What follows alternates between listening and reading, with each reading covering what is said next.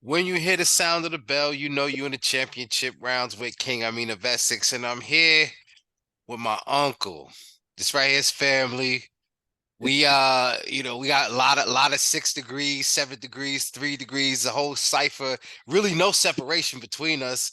And this is a guy that I definitely rely on as far as, tutelage. You can't come in the game a master. So I come in and I get some tutelage from this brother right here. I'm gonna let him introduce himself and give his social media. He can tell you guys where to find him at. Yeah, I'm Tommy Hertz Smalls, Hertz Boxing Advisory. I currently manage Jimmy Quiet Storm Williams out of New Haven, Connecticut. Uh, Demetrius Boo Boo Andrade, of course, that's my nephew. You know, I started out with him when he was 6, all through the Olympics, and that's early part of his pro career. My Instagram is Tommy Hurt TV. Hit me up, request follow. I always follow back. And I want to thank my nephew King Amin for bringing me in on this. I really appreciate that. Nah, for sure, for sure. Now, we talked about it. I titled this one Insider Trading because anything you trying to do, whether it's you trying to buy a car, you trying to get a mortgage, you try boxing, it's all in who you know, those relationships, and sometimes being an insider, man.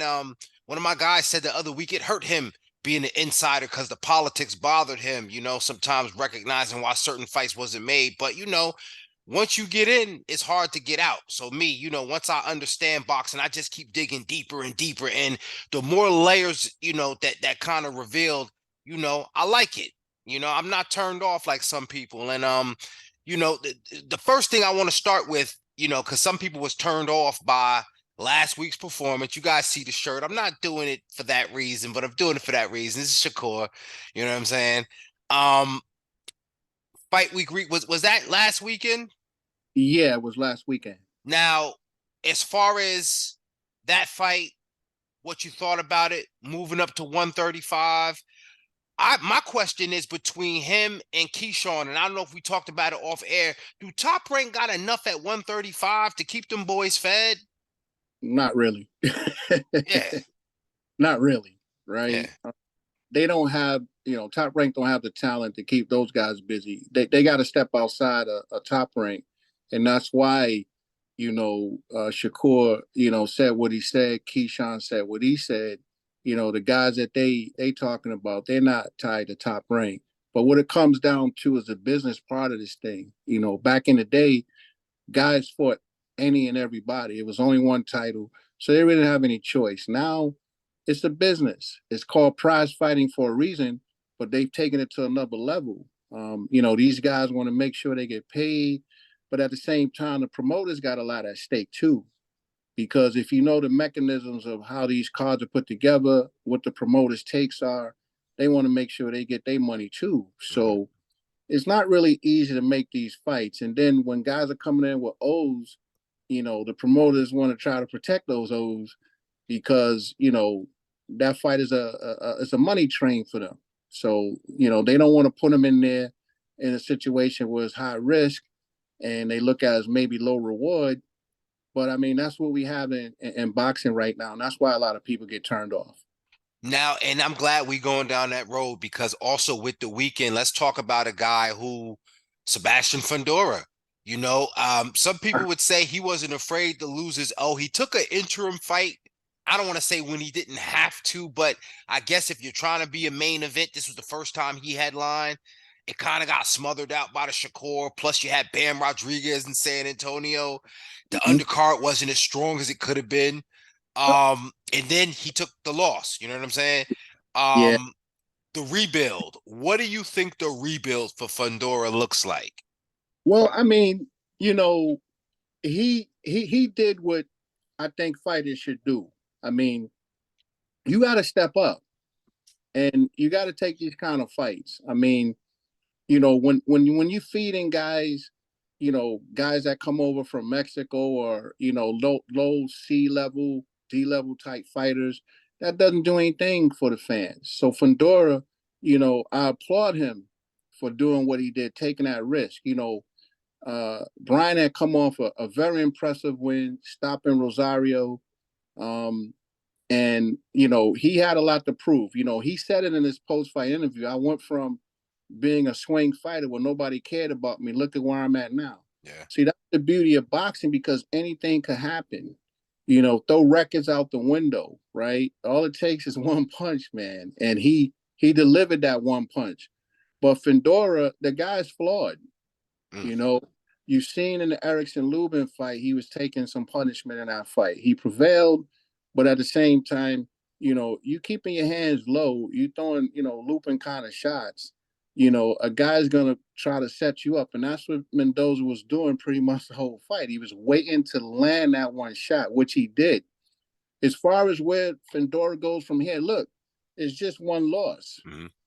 Now, as well as I do, you get one or two losses, people talk about you done. We go overseas, guys have 7, 8 losses, they shock the world, get a big win. They don't do that stuff over here. But Fundora's got money behind him. You know what I'm saying? So he's got a chance to come back and do some big things, but he's gonna have to clean up some stuff. In particular, he's got to keep those hands up, and he can't get reckless in there, because guys like Mendoza, can expose him. And now that he's exposed, guys know how to go at him. But I think for him, he needs to take, don't try to get in there with a top guy right away. Get a nice comeback fight. Get a credible guy, but don't try to go in there and get one of the top 10 guys. Come back, get a, top 20 guy, maybe 15 to 20, somewhere in that neighborhood, and work your way back. Because I think he's a good fighter. I think he will be a champion again. It just wasn't his night. He got caught. He said Sure. it. I got caught, and I didn't know what hit me. It happens. Yeah, that's boxing, right? Lennox Lewis and Hasim Rahman, right? I mean, those things happen, but he's not done by any stretch. And the thing that I liked about him was he was humble about it. He didn't make excuses. You see guys make excuses when they take a L, get caught with a shot. But he gave credit where credit was due. He just got caught. And speaking of shots, this is not a shot, but Chris Eubank Jr. was claiming it was an elbow from Liam Smith, and this and that, whether it was some credence to that, sometimes you just got to take it on the chin. Again, pun intended. Fundora got caught. And I think at this point, his humility, and a lot of fighters, again, I hate to do the stateside, UK thing, but a lot of fighters stateside, it takes a different kind of guy to embrace the loss as a lesson. Whereas they kind of, I don't know if it's the loss of the crowd and the loss of the screams and the loss of the likes on social media, where they kind of lose, sight of the rebuild. You know what I mean? They, if you got a chance to get back up from a knockdown, if you got 10 seconds, like, you can come back from a loss. So, It's funny that you say that, because with social media and all that stuff, I had situations where fighters have come to me and say, can you give me a fight? I'm interested. And then I come to them with some, but they don't want to take it, right? They use excuses like, I haven't been in a 10-round fight, I'm thinking about doing something else.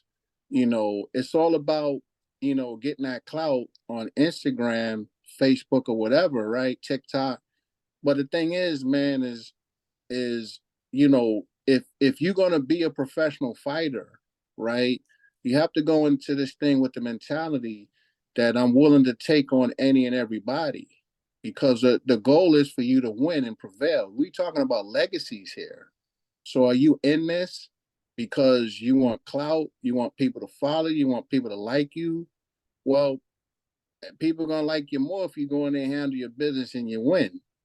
But if you just fronting, you fighting, ready-made type fights. They're bringing in guys that shouldn't probably be in the ring in the first place. I mean, what does that really do for you? You got some undefeated guys out here. You look at their resumes, and nobody knows who these guys are, right? They're not willing to take that step, because, they all about the attention. And that's one of the things that's wrong with boxing today. Well, you know something? Let's talk about it because I don't know if it's this allergy medicine or what, but I forgot about the Joe Joyce and Zhang, man. Again, another fighter in a situation. And, I seen a lot of funny reactions on social media. And I was one of them people, and I still don't have anything against Joe Joyce. A fighter met his match. Styles make fights. I still compare Joe Joyce to a George Foreman type of fighter, slow and plodding. You know what I mean? So the Absolutely. fact that he lost all of a sudden, people that think they understand, they say, oh, see, don't ever, but people don't realize there were the same kind of comparisons about George Foreman, especially in the first half of his career. So Exactly. it's hard for people to really accept that fighters will have bad days and those bad days will cause them to lose, and you can't throw the baby out with the bathwater. They But killing but Joe but Joyce out here.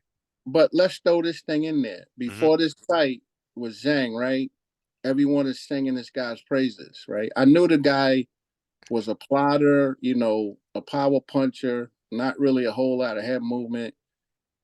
Styles make fights. Zhang, I actually know him personally. I did take a heavyweight down to spar him. He was working with Sean George, who I got a lot of respect for. I'm not sure if he's still working with Sean George. I think he may be, but Sean George has worked wonders with this guy. But remember, Zhang had a stellar amateur career. If I remember correctly, he was in the Yeah, Olympics. I mean, this guy could fight. got knocked He's down by AJ. yeah, he's 40 years old, Yeah, right? But the thing is, this was his moment. And when I didn't actually see the fight because there was so much stuff going on that I missed it. But what I heard was Joyce kept getting hit with that left hook because he keeps his right hand down, and when he throws it, he's slow, he's he's methodical, he's robotic in a sense. I mean, you could easily set a guy up like that, listen, and straight yeah, left had him looking like a Pez dispenser. Just yeah, and he couldn't, he didn't make any adjustments. no. And that's the thing, when you start getting hit with shots like that, you got to make some adjustments. So I put that on his corner people because you got to make adjustments, man. You can make adjustments during fights. And he just didn't make the adjustments, and look what happened to him. I think personally he was overrated as far as I was concerned.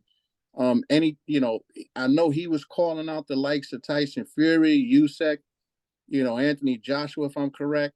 But this is the thing. He look at what Zhang did to him. What do you think Tyson Fury would do to him? Deontay Wilder's right hand, he is lights out.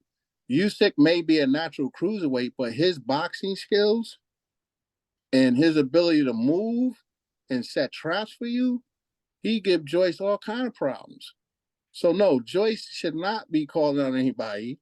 He should work on his craft to make himself better because he's not going to be able to compete, That on that level. level. I don't even think, honestly, I know Joshua, since the Ruiz fight, he hasn't been the same, but I don't think Joyce would even be able to handle him. But Well, we'll get to Joshua in a moment. no, and that's exactly where we going, man. Because when you talk about the heavyweight division in that same breath, people saw this fight. There were some people that saw Joshua a week or two or three ago and said, "Man, Joe Joyce might kill AJ."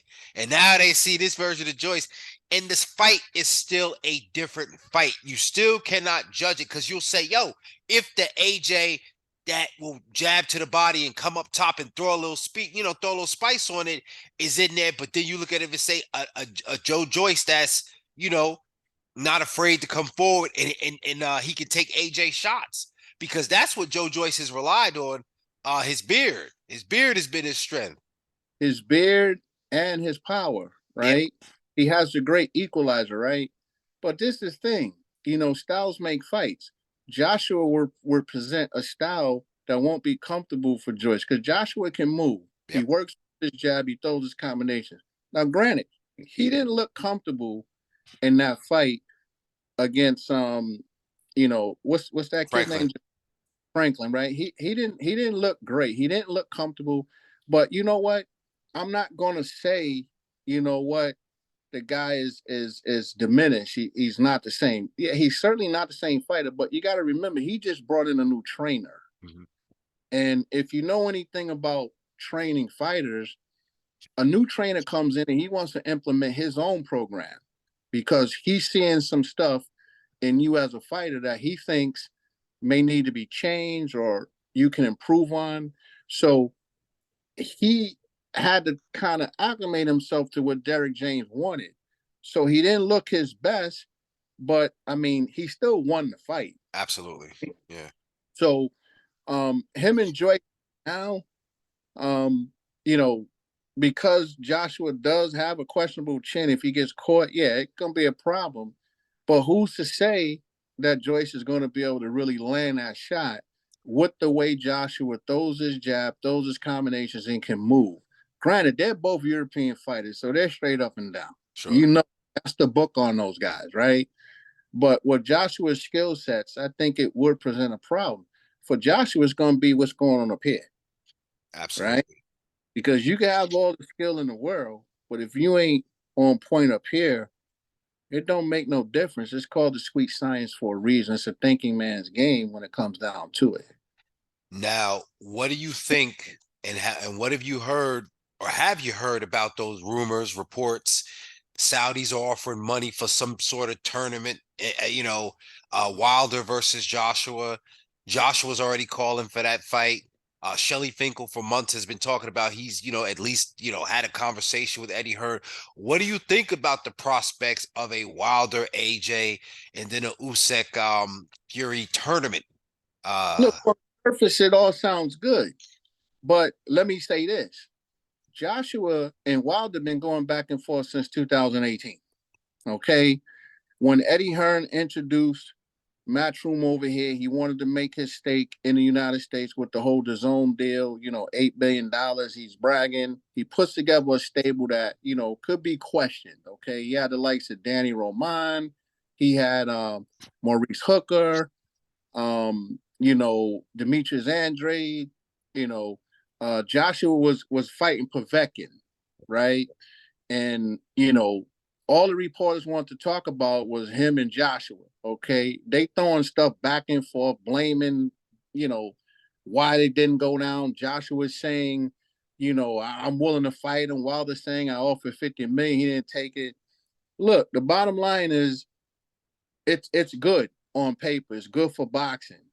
Can the deal happen? Well, we don't know because again, when you got promoters involved, right? They want to make sure that they protect their money flow. So they don't really want to take the risk, right? Yeah. Not necessarily fighters, man. Fighters will fight anybody in most circumstances, but because it's such a business, man, we don't know. Tyson Fury is saying it's all BS. The rumors are BS. Tyson Fury's all over the place. One minute he's fighting Usyk, the next minute he ain't. We know him and Wilder's not going to fight. That doesn't make any sense. But let me touch on Joshua real quick because I think Joshua needs to go ahead and get this over with. Either Fury or Wilder. Because who else is he going to fight in that division where he's going to get that respect, right? There's three top guys. It's those three guys. Everybody else is trying to get to that level, but they're not, right? And I'm going to include Usyk, even though I think he's a natural cruiserweight. The guy's boxing skills are extraordinary, and he already took care of Joshua twice, so that doesn't make any sense. So realistically, yeah, Fury and Usyk, Wilder and Joshua, and then the winners of those fights fight each other. Now, of course, the Middle East is involved because their pockets are deep. You talk about, Saudi oil, all right? Their pockets are deep, so they could fund this thing. Eddie Hearn's talking about $400 million, potentially. But it's still going to come down to, are these guys going to be able to make a deal? Because these guys, Fury's with Top Rank. Wilder's with Heyman. Joshua's with Hearn, right? Top Rank and PBC, they don't do business, right? You know that. They don't, yeah, right? unless it's Fury Wilder. Unless it's Fury Wilder, right? So it's going to come down to, can these promoters put their egos aside and make this happen? Because there's enough money to go around for everybody. Yeah, And man. that's the thing that's lost on these guys is that, they got their priorities in the wrong place. If Eddie Hearn is correct in saying that this is potentially $400 million situation, then why not everybody get a piece of that pie? Sets a precedent. Sets a precedent. And boxing needs that, man. Yeah. You know, boxing needs that. They need a joke because what's going on now is turning people off. That's why they're going to MMA looking for other options, right? You make that, and let's take one other thing into consideration. The Mhm. heavyweight division's been dormant for quite some time until, Wilder was doing his thing, and then Fury came in and did his thing. Joshua was a lot of hype behind him. But I mean, once Joshua, lost that fight to Ruiz, his star kind of faded a bit. Fury's still there. Wilder took those two losses, right? He kind of, went down a bit, but now he's back. So yeah, it's those three guys, and then Usyk comes along from the cruiserweight division and handles Joshua. So yeah, you brought some real excitement to it. But if they want to keep that thing going, they got to make this. Mix that I'm up a bit. They're going to be able to make it personally.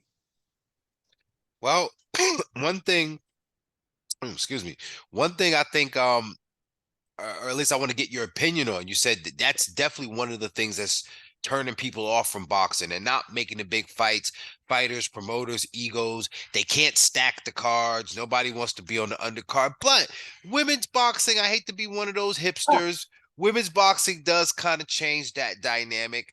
Um, so just in general, what's your opinion of women's boxing before we get into a few bouts and fighters? What's your opinion? Man, women's boxing, I had some exposure to that back in the day, right? Back in the day, it just wasn't respected. Okay. People like Ann Wolf, never got the rightful credit that they deserve because they were women. So people wasn't really appreciating what it was that they brought to the table. But again, in today's age, I mean, with social media and everything, you have more outlets for people to get their names out there, right? The only problem with women's boxing is you don't really have a whole lot of fighters like you have in men's boxing. Yeah. Look at the divisions. Some of those divisions go maybe 12 deep.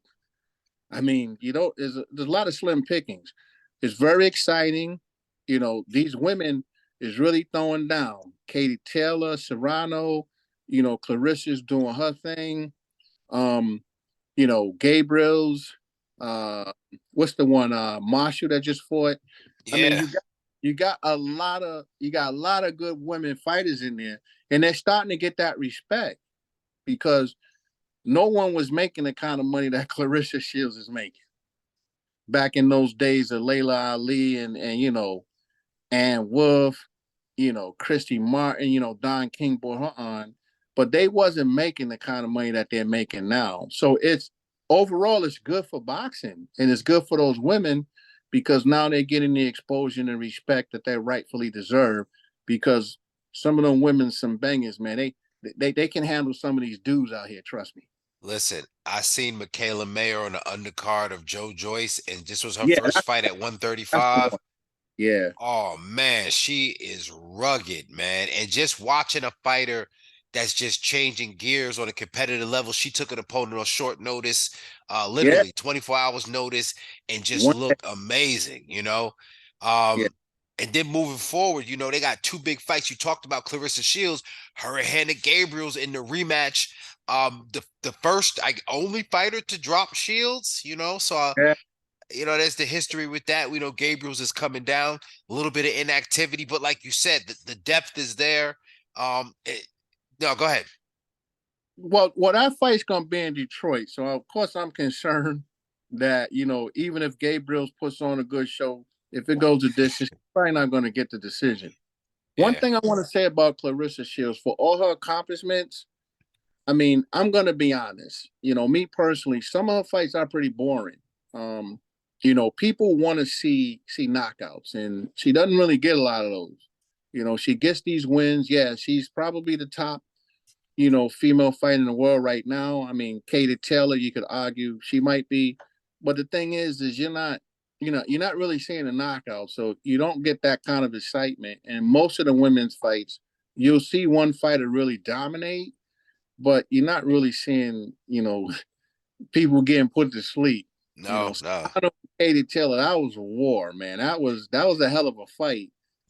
But if I could say one thing about the female boxing, that's it. You don't really see, a lot of those knockouts, which people really want. So, in order Look, for them to really get to that really, really next level, you gotta see some people get put to sleep, and so that's really gonna cause serious buzz. I got the fighter that can do it. Who's that? I call it a 50 Cent of boxing, Shadasia Green.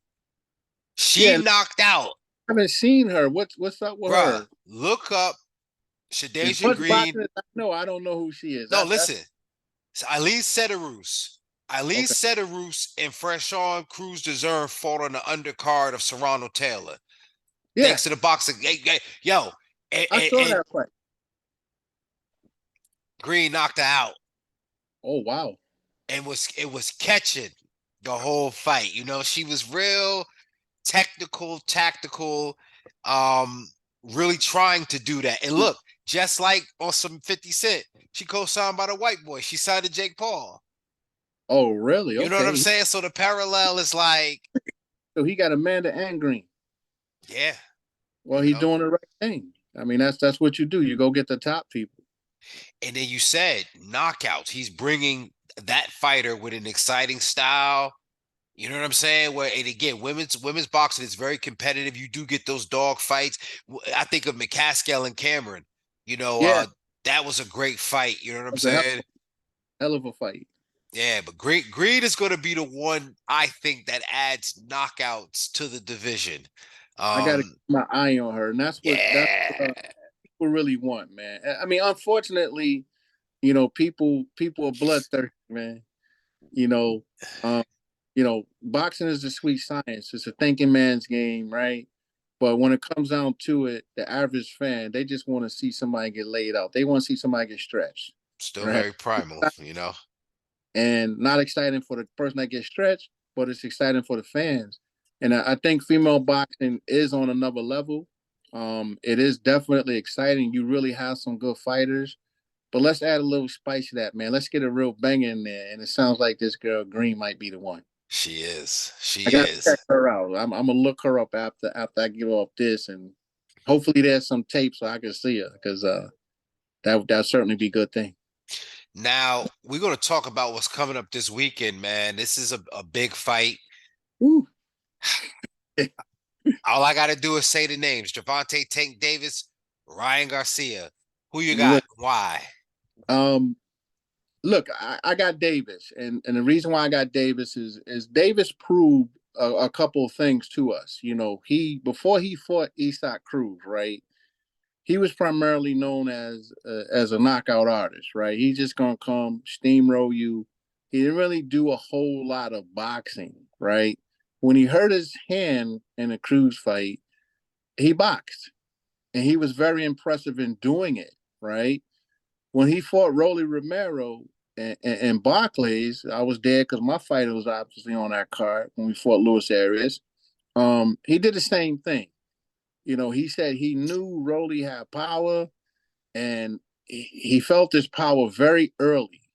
So he kind of stayed away, tried to box. Now, granted, the fight was boring up until, what happened, right? But he was smart. And that's what he wasn't getting credit for before that Isaac Cruz fight, right? He hurt his hand and he came away with a decision. It wasn't as close as people would like to think it was. Sure. But he has one thing that is very important. He has power. And he has one punch knockout power. Rolly felt it. Santa Cruz felt it, right? Hector We can Garcia. and Hector Garcia, quick on the we can talk about the resumes of both these guys because, in my opinion, neither one is overly impressive. But Davis does have Santa Cruz, Garcia, Pedraza, who was undefeated at the time that they fought, Yep. Isaac Cruz. I'm not even going to include Rolly in this because Rolly's undisciplined. Dude's all over the place. But the dude had one thing, which was power. He beat all of them. Garcia, his two best fights were Luke Campbell, who put him down. And Luke Campbell's never been known as that guy. With it, Definitely. right? He put him down now. Of course, he came back and he won that fight. He also fought a washed up over the hill Javier Fortuna, who, in my opinion, should not even be fighting anymore. You look at the rest of his resume, you know, I think it's going to come down to this. Garcia can box, right? But so can Davis. And Davis is smart. Garcia makes a mistake, he's going to pay for it. Uh-huh. He's going to pay for it. So he can't get reckless, can't get overconfident. Don't come in there thinking you're just going to run through Davis because you got another thing coming. Regardless of what people say about him and his personal life or whatever, Davis can fight. He's a real deal. And he's got that power. And I think that's going to be the difference in the fight. You know, I think Garcia is going to have his moments because he is a skilled fighter. He's going to want to mix it up a little bit because he does have something to prove because he talked all that smack. But at the same time, man, you still fighting a guy that's a world-class guy, as a world champion, undefeated fighter who brings it. So I think 6th or 7th round is over. I think Davis is going to catch him and he's going to stop him because there's questions about Garcia's chin. Hasn't really been tested. For sure. And you know what else? I think one thing this fight will also do is it'll help add to what we were talking about as far as that won't mean as much because ain't nobody gonna all of a sudden say, oh, Ryan Garcia. They're gonna say, yo, he held his own to whatever degree. Now, if he goes down in the 3rd round, and he just, something happens, then he's gonna have to deal with a lot. And we're gonna see if he can bounce back from that. But if he holds his own and just happens to get caught, they're gonna say, yo, he did more than fill in the blank. Who refused or turned down a fight or avoided tank or whatever kind of language you choose to use. So I think it's still a great opportunity. You know, and look, that weekend too, let me just point out a few things in the UK. First of all, got to talk about women's boxing. Sandy Ryan, she's in there. She is a welterweight. They're trying to set up a Sandy Ryan and McCaskill some later, somewhere down the line. Sandy Ryan's undefeated. She has like a silver continental WBC title. She likes to switch southpaw and bang. She's like a white girl, Terrence Crawford. When she switched southpaw, she going in there to do her work. She ain't going in there to. Oh, so And she, hitter? yeah, yeah, yeah. And So definitely. And also my girl who Skye Nicolson, let me tell you something. First of all, I thought she was a lot younger than what she is, you know what I'm saying? Because she's got this little kind of innocent look. But anybody look like that, this girl be punching mean as hell. She's a featherweight. And I don't know if because they got, DAZN and Serrano around, they're trying to wait to see if she can wait out Serrano. But, they fast track him in women's boxing. Serrano's is the deal at featherweight, so I don't know if that's a potential fight. But something tells me she's going to linger around till either Serrano vacates, moves up or retires, something like that. Or they're going to line it up and the young girl is going to get a crack at Serrano. And she's a much taller fighter. If I had another southpaw, but if I had to kind of describe her style, very Roy Jones-esque, hands down low, oh wow. fighting off of her athleticism, she just doesn't get caught. So again, very Roy Jones-esque. She's just learning how to sit down on the punches though, because she had that quick amateur style.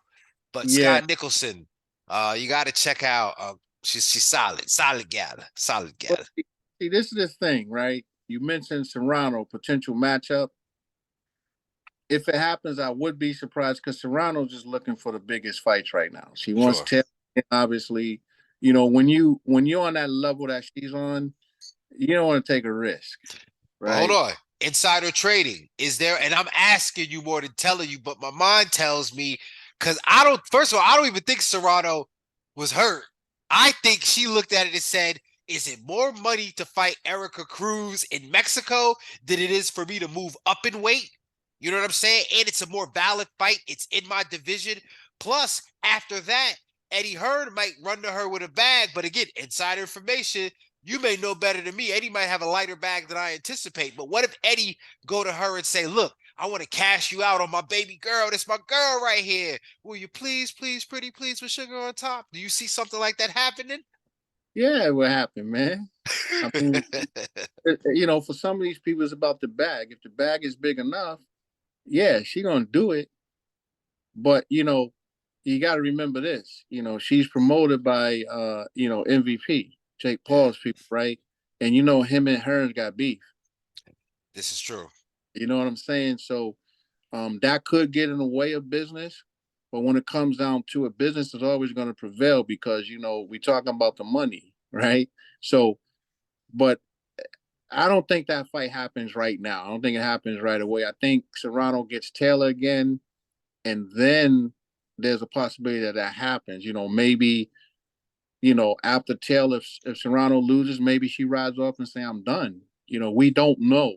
But young fighters like that, they always run into the problem where, they can't really get that big fight with one of the staples in the division because they're at a point in their career where they're near the end, and likelihood of those fights happening, really don't end up happening. One thing that's to the advantage of fighters in these women divisions is you have slim pickings. You don't really have, a lot of women in each of these divisions. So the potential for those fights to go down, are more likely than, with the men. We see the Crawford and Spence thing, they keep going back and forth with it. It ain't gonna happen until they actually sign in a schedule. With women's boxing is a little bit different because you don't really have a lot of options per se. And honestly, you don't have a lot of top fighters in women boxing. No. You can name about 10 in the world that's the tops and everybody else is B level. So if it makes sense for Serrano, she get in with that girl. If it doesn't, don't expect it to happen. And you already know she's looking to get back, in there with Taylor. And then who knows what happens after that? Because you got to remember, if she loses, she's got to make a decision if she wants to keep going. No, for sure, man. And definitely, if we had more time, we'd keep going. This was a pleasure, Unc. I know you're going to join me again. Tell the people where they can find you one more time before we get up out of here. I'm on Instagram at Tommy Hurt TV. I'm also on Facebook, Tommy Hurt Smalls, and also Tommy Smalls. And my business, my enterprise is Hurts Boxing Advisory. I manage professional fighters, also train as well. And I got another fight for my fighter coming up that's going to be announced pretty soon. I really appreciate